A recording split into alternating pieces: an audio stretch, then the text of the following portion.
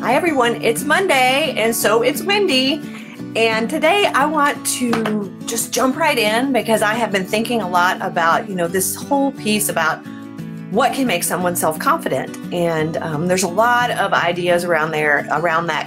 It's whether you make mistakes and then you fix them, and through that process you become confident in your abilities, yada yada. That's one. But for me, I think one of the biggest keys to, maybe the only key to self-confidence, is this thing I'm calling self-intimacy. Now, stick with me. What you do in your own time is your business, consenting adults and all, but for me, it really is about being the actual definition of intimacy, which is being close, being familiar, having affection for. So I have really kind of wanted to go through this journey of self-intimacy and really accepting and becoming close and connected with who I am. And as I have gone through this process of personal development and growth, I'm realizing that really is the whole point behind it. And there's actually 4 types of intimacy. A lot of different psychologists have, they talk about the romantic relationship and the sexual relationship with intimacy, but there really is 4 levels of intimacy, no matter what, whether it be with someone else, a friend, yourself. The first one, obviously could be an emotional intimacy. So it's, you share an attachment, you share affection, acceptance for. But when you are intimate with yourself, you are learning to understand these things about yourself that you learn to accept. It may be foibles. It may be the things that other people find exasperating, but that make you unique. But basically really loving and accepting these pieces of yourself on the emotional, intimate level. For me, I had to realize some things that I'm a pretty independent person. And even though I think to some people I seem kind of aloof, it is not me at all. I'm like the last person to be aloof, but I don't have a lot of emotional needs from the outside. Does that make sense? So I take care of myself from the inside. So it can look like I might be aloof from the outside, but inside I love people and I love connections. So that understanding that piece has really helped me move forward. So that's that emotional intimacy piece. Secondly, you have this piece called intellectual intimacy, which is fun for me because I love connecting brains with people and finding out what makes them tick and their opinions and things like that. But I never really went to that journey to myself until this year. And I realized that there are things that I like to do that maybe no one else likes to do that I've kind of kept covered and hidden because it wasn't the norm, right? I have weird tastes in movies. I like different kinds of books, like different kinds of music. I don't like all the same boys that other people like or whatever. But I have an intellectual intimacy with myself now because I appreciate the things that I enjoy learning. And just because no one else understands why I enjoy learning them doesn't mean that it's wrong. It just means that it is something I have to accept about myself.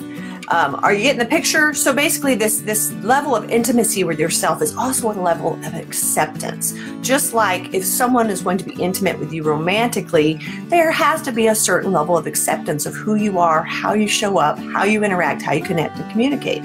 Well, that works with yourself too. So we've got your emotional intimacy, your intellectual intimacy, and then there's obviously there's sexual intimacy, but that we're not going to talk about that. That's for another day. What you do in your own time is your business. So let's move on.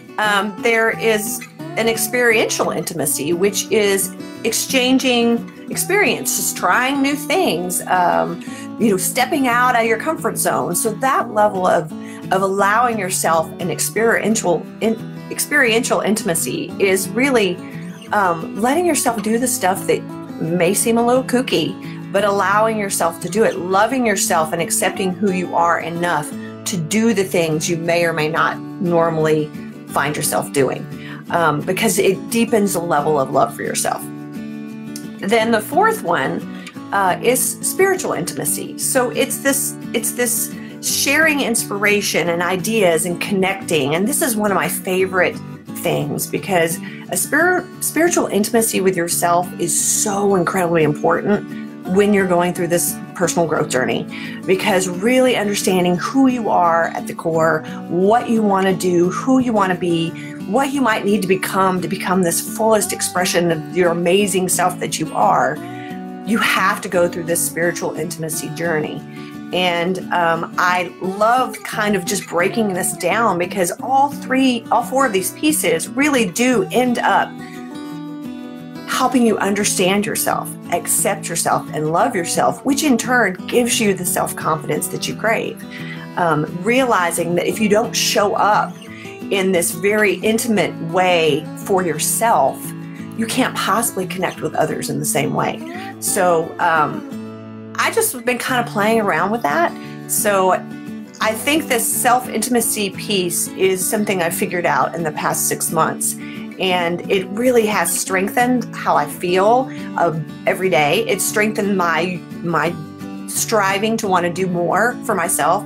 It has also made me extremely aware of what I'm really good at, extremely aware of who I want to spend time with, and it has made me really, really vigilant of my time here on this planet and how others see me, because there's another level of intimacy, and that level is a connection level, which is truly intimacy is being heard and being seen. That's when you feel love. That's when you feel like you've been accepted by someone else. And the only way to do that, like I said last week, is to be seen and be heard.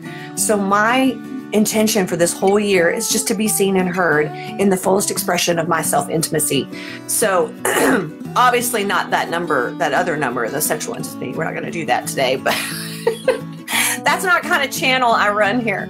Anyway, I just wanted to kind of put that out there in the world, and because it's kind of a strange thing I'm wrapping my head around. I would love to hear your comments or some things that maybe you haven't really thought about it in those terms before, and how you can express intimacy to yourself and connect with all these different levels of who you are. But I thank you for listening, and I will see you next week. Thanks.